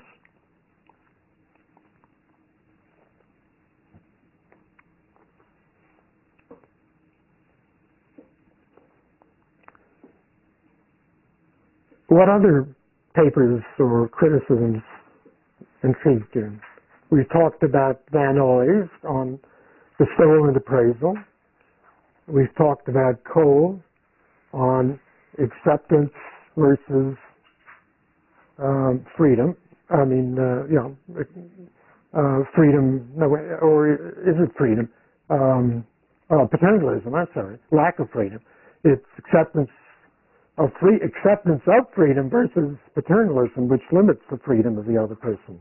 Whether it's literally paternalism in relation to children, which we don't talk about very much in that place, or in love between two adults. Right? What else? There's so much more that I think goes into those pages. What about the questions about religion? Several of the people there were Jesuits, were priests. Mr. Nota, is it Nota, N-O-T-A, isn't it? Nota? Mr. Nota was, I think, a Paulist, not a Jesuit, but Principe was a very prominent Jesuit, at maybe the head of the whatever they call it at the University of Toronto, devoted to Catholic theology.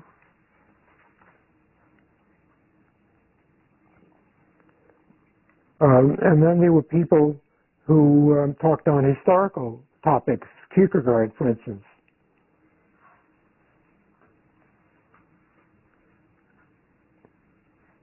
None of that excited you? Well, I mean, we've talked about the love of things before. Love of things, yeah. That's right. That's come up in the course here. I mean, you brought up. This is, I think, the most extensive discussion of it that I'm capable of writing so far, or it certainly comes out of what you were writing. In terms of words, I don't know which is more, but this is later development of my ideas about the love of things. I mean, personally, I don't think I can. I do believe you can love things, but I guess it's sort of love in a loose term, just because you love what they give to you. You don't actually love them for what they are. Like, you can't love the bookshelf for what it is. Right, that was part of that's in your paper, isn't Yeah, it? that's my view on I mean, I feel stupid repeating it. No, please repeat it, develop it. Well, I mean, I feel that you love something because you love what it does to you. You can't, I mean, there's no possible way you can love a bookshelf or a couch. I mean, you love the couch. Why? Because you sit on it and you're comfortable. But I think we say love for lack of a better word, really. I mean... Well, it's a different kind of love, simply because it's not responded to. Or if I love my car and think the car loves me back, I'm called crazy. Anyone who feels that way has to be institutionalized or given at least some psychotherapy. Cars are things, and things are incapable of having feelings of the sort that we do. So it's a one-way love. But that doesn't mean that I can't love it because of what it does for me. Sure it does. And that's the way I love people. That's the appraisive element. It's because of what she does for me, as to use the casual phrase. You know, she does something for me, right? That I love her. And that use is similar to a woman going into a department store and trying on a dress, and the saleswoman says to get her to buy it, you know, it really does something for you. Or to get her to buy a more expensive dress, say, no, don't get that. It doesn't do anything for you, right? The idea that the dress does something for you makes a great deal of sense, but it's the way in which your relationship with somebody does something for you. If, however, that the dress doesn't respond, or the car, being things, they can't respond the way that people can beyond that, then it can't be called anything like a love of persons, it is a love of things that you have. You have a love of the things, and they don't love you back in the same way, but they can do things for you. I love my computer because of the way in which it helps me to think and saves me all sorts of tedious operations. It's not because I think it's doing this in a way that a person would help me to think or save operations by doing things for me. Well, I mean, it's just, it seems that I'm not sure if I understood what you said before. You said that when you love somebody, you love for what he or she does for you. Is that? That's the appraisal element. You also bestow love upon her or him, and you can bestow love upon things. It happens all the time. That's why people like me don't part. One of the reasons don't part with their old cars. I sort of always build up a love relationship to them. And this is part of what we mean by sentimentality. Why are people sentimental? It's because they have bestowed value upon things that once mattered to them and probably don't to other people. If they overdo it, then we say they're sentimental. But nostalgia, which is a love of the past, is very deep in human beings. It may be regrettable sometimes, and there are whole schools of literature that that's what I discuss in relationship to James Joyce, who has no sentiment, no nostalgia, I'm sorry, who has no nostalgia, who is fighting nostalgia in order to be a realist, observing the world as it is, right? And Orson Welles, whom I write about, who struggles with nostalgia in himself. It is something not all artists accept, but it's a phenomenon in human nature to be nostalgic. Well, that's a bestowal of importance upon things that are past, which may have once had immediate importance in terms of your feelings and emotions, but don't anymore. Right? But those things don't reciprocate. How could they? But we have a kind of love for them, which is a very important element of human life. The love of money, which is supposed to be the root of all evil, it's not the root of all evil, because there are a great many evils that have nothing to do with money. It can be the root of all philanthropy and all goodness, if only because the people who have devoted themselves out of a love of money then create foundations. They don't know how to bestow the money to their liking, so they make foundations that do good things. But the root of it, forget about that.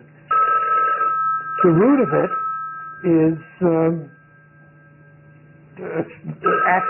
the goodness is the love of money. I wonder if we're going to hear a message. Well, it stopped. Well, please continue. You don't agree. I got thrown off by the phone, but we could take it off the hook. I definitely. Is it worth it? I don't know. Go ahead. I see what you're saying. I mean, it's just that for me, I guess just the word love for me just means the love of persons. I mean, you sort of you categorize love of persons, love of things, but I and love of what? Oh, love of ideals. Sure, which is an extremely important part of human nature. People wouldn't be killing each other righteously as they do in war if there weren't this love of ideals. Particularly modern wars, where all the suicide bombers are dying for some ideal. And democratic countries like ours justify their behavior by saying there's the ideal of bringing democracy to these people.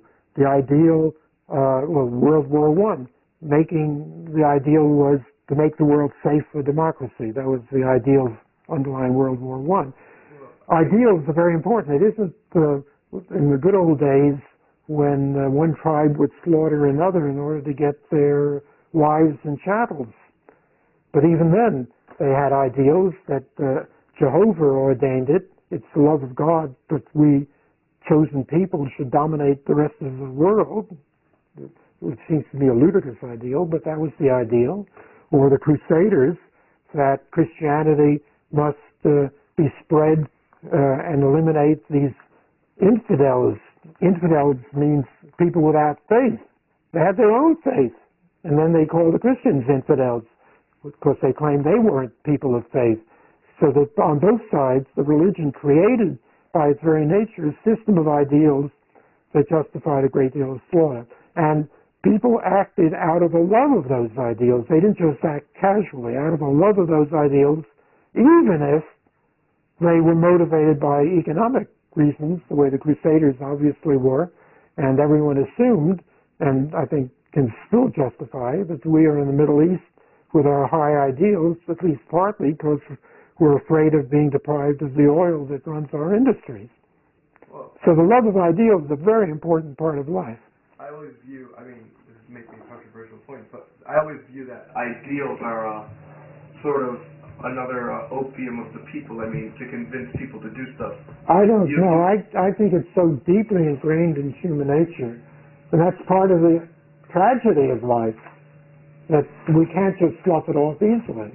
No, I agree with you that it's so, that's what I'm saying, it's so deeply engraved that you can convince people to go to war in a totally different country where they have really nothing to gain but everything to lose, just for the love of ideals. I mean, I agree with that. And they do it not because of brainwashing. In the Second World War, people couldn't make sense out of the kamikaze pilots who were suicide bombers, except they had their planes were the bombs. That they were somehow fanatics, that they were brainwashed, that they, was somehow in a kind of drug-induced stupor. The ideal was that these people had a love of ideals, their ideals, and were heroic in acting that way, was never recognized by people on the other side, by the Americans, for instance. And if they had recognized it, it might have been more realistic to beware of this kind of devotion to ideals. As I think I said before, they only had about 2,000 kamikaze pilots, but if they had more, they would have destroyed the American Navy because they were so successful. I mean, it's just that as far as love of ideals, love of things, and love for persons, I guess it's just my definition of love. What I've learned for love to be can only be I can only use it for love of persons. I mean, but why? Why do you have to limit yourself? Well, it's not so much. This is more of a word issue. I mean, love of ideals I would call passion for ideals. I wouldn't. I mean, I don't know. I always view love as a two-way road. So it's just my problem that it's hard for me to call. It's true. Ideals, like things, don't love us back. Yeah. We create them. But once we've created them, then there is a love we can have for them, just as a parent can love a child. One of the strongest emotions is the love of one's children. Not everyone has it, and it doesn't last very long, perhaps. But I just about a month ago, I became a grandparent for the first time, which I'd always wanted. My children had other things to do in life. I became a grandparent, and what has struck me is what a profound feeling and emotion that is created in me. I couldn't have foreseen that. It's something I somehow wanted, but look, here's a grandchild I have now. That's very deep. Now, the love of children is again a love of something you have created, because it's been through your behavior that this biological process issued into a new form of life. Now, you might say, oh, but the grandchild is alive and the cars and ideals are not alive. That's true, I know. There are different kinds of responses, but they're alike in one respect, that they're all created by human beings in one way or another. Can I comment on that? Go ahead. I think that, like, I kind of have, there's oftentimes someone who, like, you can love someone a lot and they don't love you back, but does that mean that you don't really love them because you're not getting, like a reciprocation from them? And, like, you know, that, I mean, that could happen, like, at any point in life. And then also there could be, like, you love someone, and then I think we've talked about the case before, is, like, what if they get really sick, or they get, like, Alzheimer's disease and forget who you are, or they go into a coma. And you could still love them even though they have, like, no, you know, they don't love you at all back anymore. So there's, like, still a love of, you could almost call that person a thing now that they're, like, a vegetable sitting there, or that, you know, they have no control over themselves, but you still love them for, but like... You love them for the fact that they are not just a thing. They're the relics, the remains of a person whom you've had experience with. So that there are all of these different varieties. What you're emphasizing, the thing that I presuppose, is that love isn't a single thing. I never give a definition of love. I only I make distinctions which enable one to talk about it from different points of view. I'm a maker of distinctions. That's a great variety in life, and I relish that. And I don't know whether this is personal, because I have very wide appetites in food, for instance. Maybe the way I was brought up, to enjoy all kinds of food. And in principle, I relish all kinds of animal forms. Now, I'm very limited, of course, and some people I can't understand and can't tolerate, but that's a shortcoming of mine. But the idea of loving everything is fundamental to my nature, it's just I'm not very good at it. Well, I mean, just in response to Veronica, I wanted to say that, first of all, if you love somebody without him loving you back, I guess I believe that you can't love somebody until you've experienced him or her in a love relationship. What if they stop loving you? Okay. Like, you've been in love and then they don't love you anymore. Okay, well, if they stop loving you and you love them, obviously it turns into more of an obsession, I guess, instead of love. I don't know, I mean, just sort of,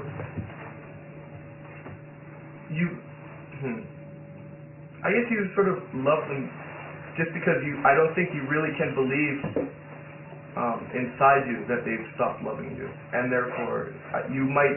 No, inside, where's the inside? There isn't any inside. There isn't any inside to life. It's all here, right around us, all the time. It's like one of those internets. I don't have, what is it, DSL, one of those that's open all the time. You know what they advertise? It's always on. That's what life is like. There's no inside and outside. I mean, there's some that can be hidden but in principle, nothing is hidden. Everything is there. So what do you mean inside? That person who has turned into a vegetable really loves you? Well, as far as the vegetables go, I think that you sort of, I guess you continue loving them just because you know that if they were better, the relationship would be as before. I mean, it's sort of a circumstance that's not too common. So it's a hypothetical condition. I'm just saying that it can be. I'm saying love is a two-way thing, but the problem is it's not the patient's fault that he doesn't love you. I mean, it's just that there were some circumstances that caused him to not be able to perceive who you are or something. Why do you think love is always a two-way thing? Because I guess when you love someone, you care about them, and caring about them doesn't only mean you care about them because if something happens to them, something happens to you. You just care about them because it's just engraved, I guess, in your heart. I mean, I don't know. No, but wait a minute. That's the one-way street. Okay, I thought by a two-way street, I thought you meant that the object loves you back. yeah. So if the object loves you, Sometimes it happens, sometimes it doesn't. Somebody who loves you back is different from love which is not reciprocated. These are different kinds of love, worth analyzing on their own, but I wouldn't want to say that only one is love and the other is not. That's why we talk about reciprocal love. And you might say that, oh, it's much better.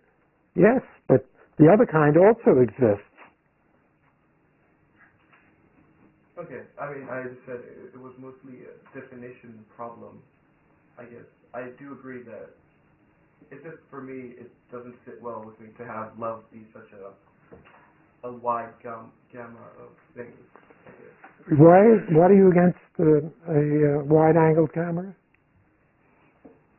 I don't know. It's the way the way my character developed. I'm not sure.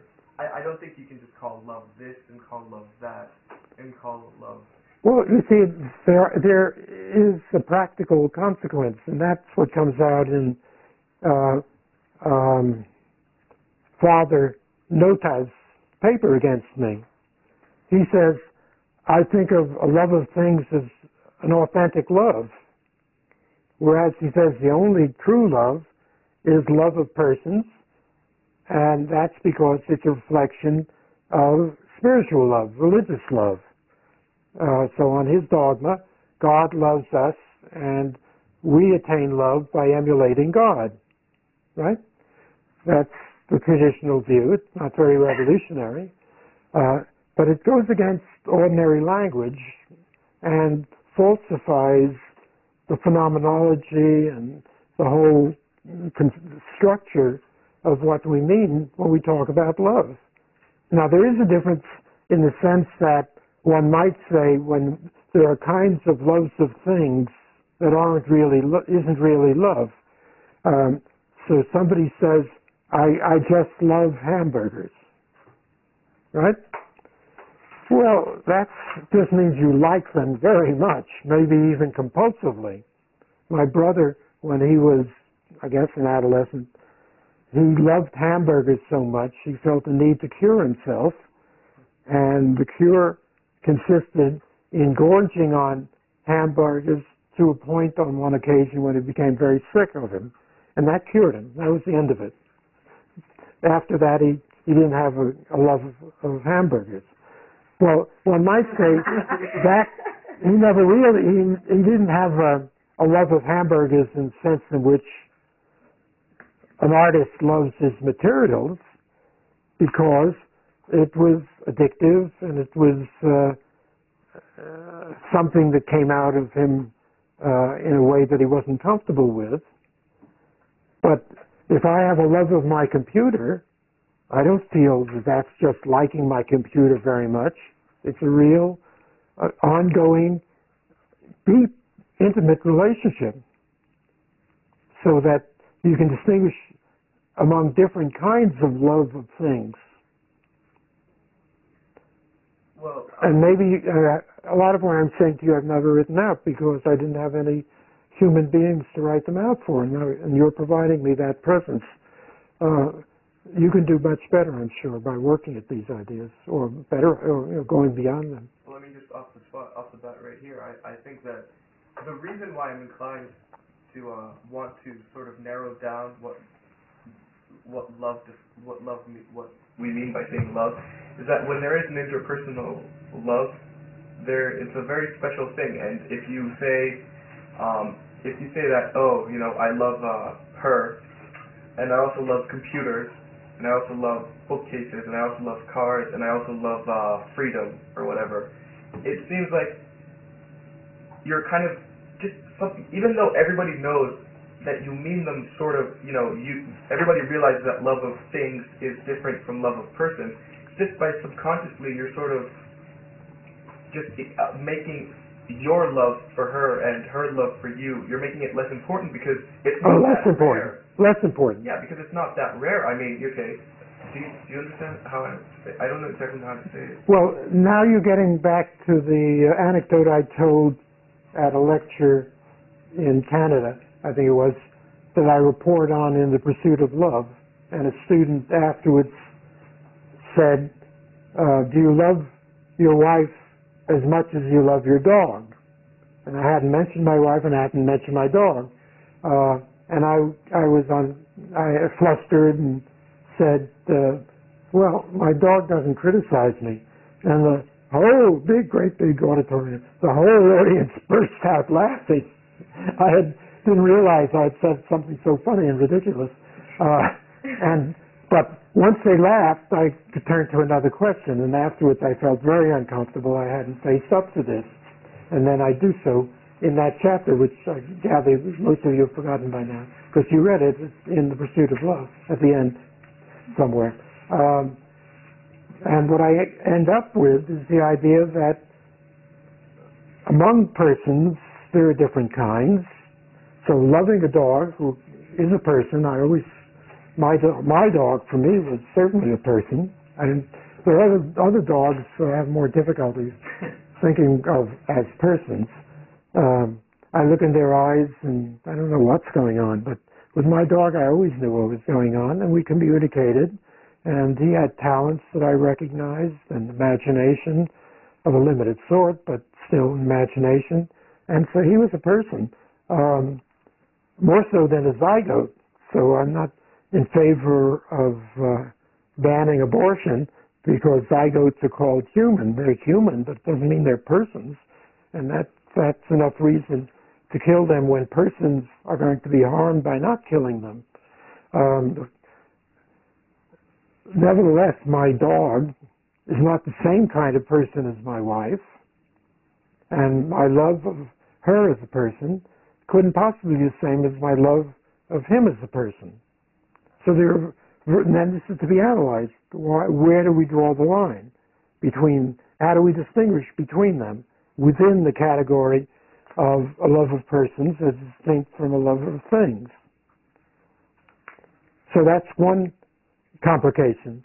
Why can't you recognize all three, and then all these qualifications you have be built into them in terms of different examples of each? Adriana hasn't had much chance to talk. You and Veronica both had your hand up at the same time. Well, I was just going to say that we can love a person, and we can love a thing, and we can love an ideal, but it's just a matter of setting our priorities. So a love of a thing doesn't necessarily need to undermine our love for a person. Well, I agree to that, and I say something like that I'm not opposed to the setting of the priorities, but you shouldn't assume that for all people there is a fixed hierarchy the way the church does. Let's say I have a love of persons, and that's why I give money to Oxfam, which feeds starving people in Africa, for instance, in underdeveloped countries. And I feel, well, this is related to my love of persons.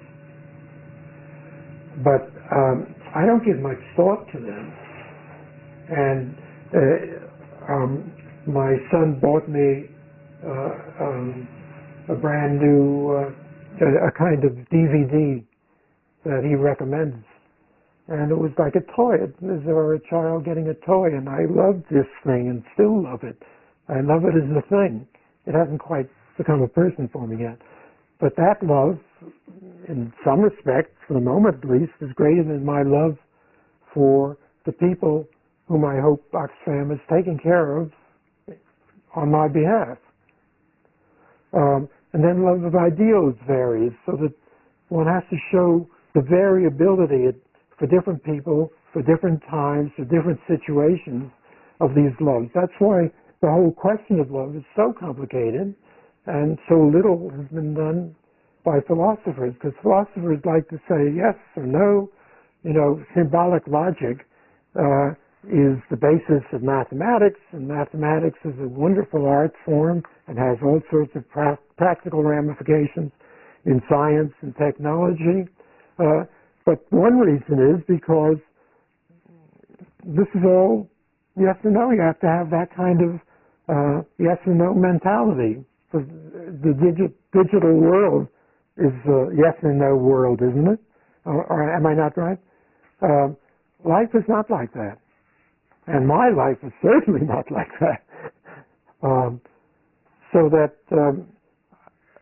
I don't know what to do with priorities.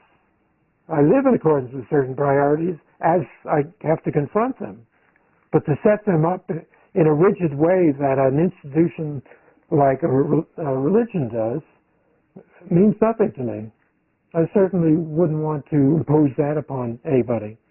No, I agree that they're not rigid and that they will vary from person to person, but I just said this because the fact that you love something else doesn't make your love for a person less special.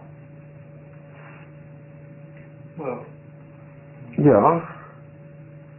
Well, but if it's a hierarchy, it's less important in that respect. It's lower on the hierarchy.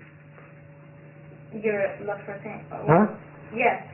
All right, but therefore it is less important. Well, if your love for the person is higher in priority, then the love for a thing. Well, but the point is, you see, love for some persons. If someone said to me, "How can you be so overjoyed at your DVD player when there are all those starving people in Africa? How can you sit down watching the television while you're having a good meal and it's showing all of these innocent people in Iraq being killed because of the kind of war that's being waged? How can you tolerate that?" Well, apparently I'm not sensitive enough to the persons and don't have the same kind of love of them as I do in having a love of a good meal. And I think it's true of everybody. We are compartmentalized, and yet our feelings overlap in all sorts of interesting ways, or important ways. Stavros? Well, I mean, you mentioned that you loved your DVD player, but you haven't personified it yet. Whereas your dog, you have personified. So this. I don't know that I've personified it. I think he is a person. Okay. I hope he personified me. Well, I'm not. I guess assuming I'm assuming that you have. I say he wasn't died. He was a person. Yeah. So I'm assuming that you have some things that you personified that you love that are things, though, and some that you haven't personified that you love. I guess I don't know if this is true. Well, now you're getting closer to the use of loving things, which means liking very much. I just wanted to say that just the fact that you actually distinguish between the love of, I don't know, A, which you've personified, and the love of B, which you haven't personified yet, as you mentioned about the DVD player, means that you believe that some love of things is more important, is deeper and more important than some other love of things. Well, the love of my computer is more important because the computer responds to me. It learns my way of thinking. It contributes to it. When I misspell something, when I go on to Google, my shrine, it will say, "Did you mean?" And if I misspelled it, you're familiar with that, right? And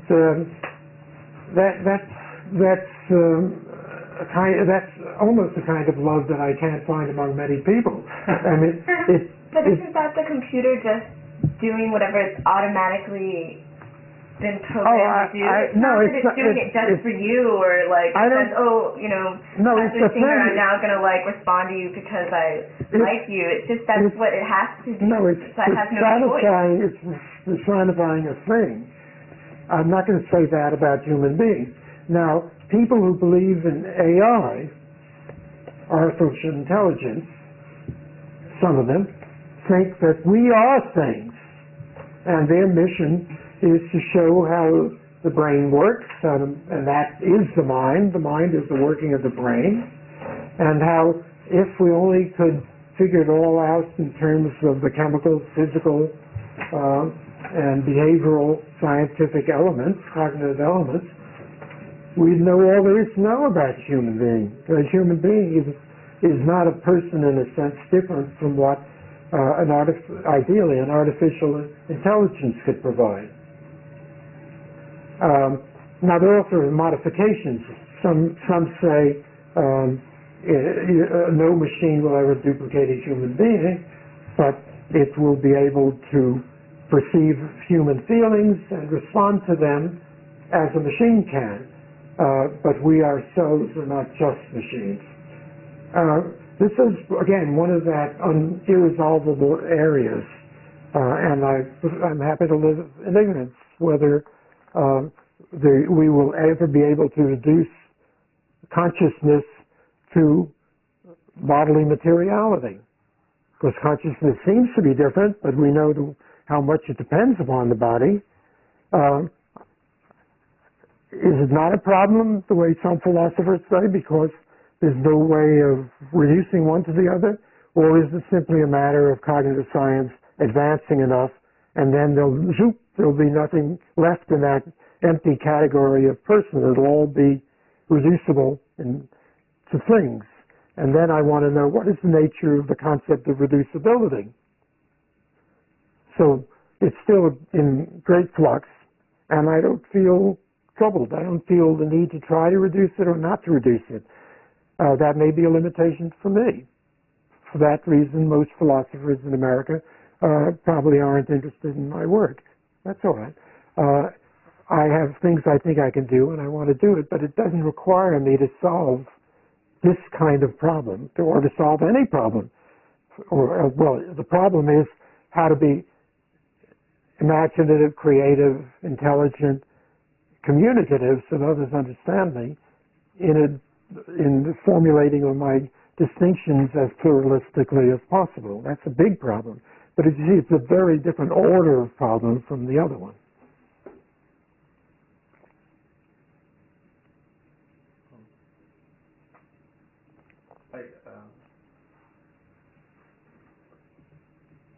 I don't know. I guess I just wanted to say that because I guess going back to my former point, that because you distinguish, you personify some things and you don't personify some other things, but you love them, and you realize that your love of the computer is more important than your love of, I don't know, the bookcase, for instance, that in fact you are doing what Adriana said, because you are making a some sort of hierarchy of love. Right. Why don't we stop here? Veronica's going to give the presentation next week, and I look forward to it. And we've, thrashed through enough today to count as a very full menu for you to work on, to think about, unless somebody wants to say something further. All right, then why don't we stop for today?